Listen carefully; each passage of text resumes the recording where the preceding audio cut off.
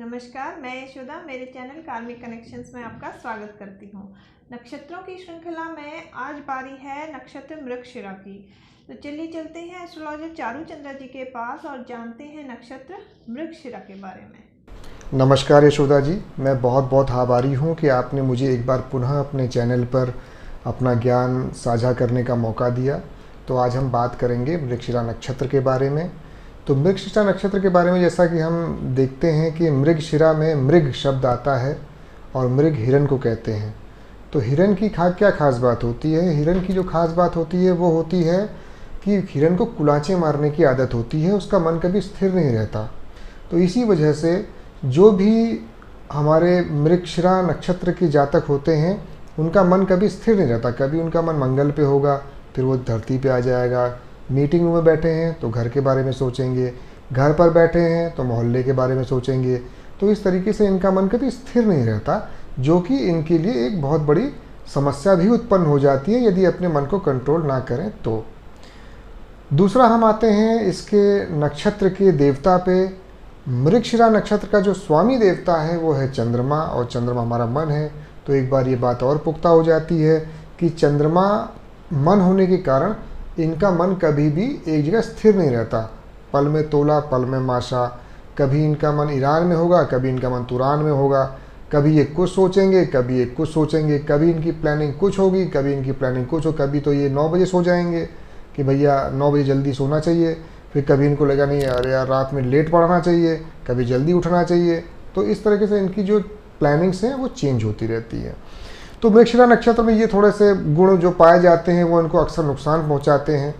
और इसके अलावा मृगशिरा नक्षत्र की हम आगे बात करें तो मृग तृष्णा एक शब्द आपने सुना होगा। मृग तृष्णा का मतलब होता है मिराज, यानी कि धोखा। अक्सर हमने देखा है कि कोई भी जानवर हो, कोई भी हिरण हो जो गर्मी के दिनों में रेगिस्तान में पानी की तलाश में भटकता है, तो बहुत दूर से पानी की आहट, पानी का एक आभास सा होता है, लेकिन जब वो वहाँ पहुँचता है तो उसको पानी वहाँ पे नहीं मिलता। तो इसे कहते हैं मृग तृष्णा। तो मृगशिरा जातक जो होते हैं उनमें एक ये सोच होती है कि यार मैं ये कर लूँ, अगर मेरा ये काम हो जाए तो मेरी लाइफ सेट हो जाए। फॉर एग्जांपल कोई बच्चा है वो कहता है भाई हाई स्कूल पास कर लूँ, फर्स्ट डिवीज़न आ जाए तो मेरा काम बढ़िया हो जाए, मेरी तो लाइफ सेट हो जाएगी।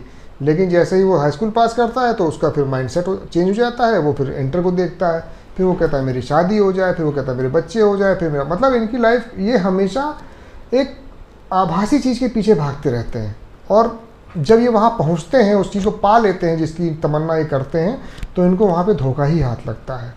इनको लगता है कि भाई मैं ये पा लेता तो सब कुछ ठीक हो जाता। लेकिन जब ये वहाँ पहुँचते हैं तो ये पाते हैं कि नहीं यार ये तो बिल्कुल ही मतलब अभी अधूरी चीज़ है, मुझे तो अभी और आगे जाना है।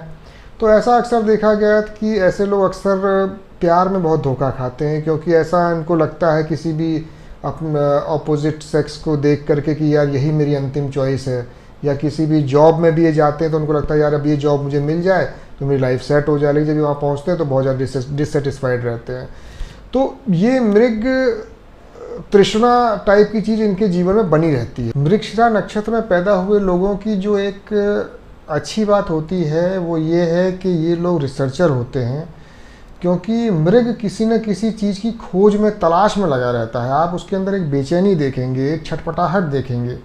तो इसलिए अगर ऐसे लोग मृगशिरा नक्षत्र वाले किसी रिसर्च फील्ड में जाते हैं, किसी खोजी पत्रकारिता में जाते हैं, किसी ऐसी चीज़ में जाते हैं जहाँ पे तह उखाड़नी हो, जैसे सीबीआई में हो, पुलिस में हो, कहीं रेड मारनी हो, कुछ रिसर्च डॉक्यूमेंट्स बनाने हो, तो ऐसे फील्ड्स में मृगशिरा नक्षत्र वाले बहुत ही ज़्यादा सफल होते हैं। तो ये तो मैंने आज आपको जानकारी दी मृगशिरा नक्षत्र के बारे में। तो मैं उम्मीद करता हूँ कि आपको मेरी इस जानकारी से कुछ ज्ञानवर्धन हुआ होगा। आप लोगों की भी जो जानकारियाँ हैं, आप लोग यदि कुछ साझा करना चाहें तो कमेंट बॉक्स में अवश्य साझा करें। तब तक के लिए नमस्कार।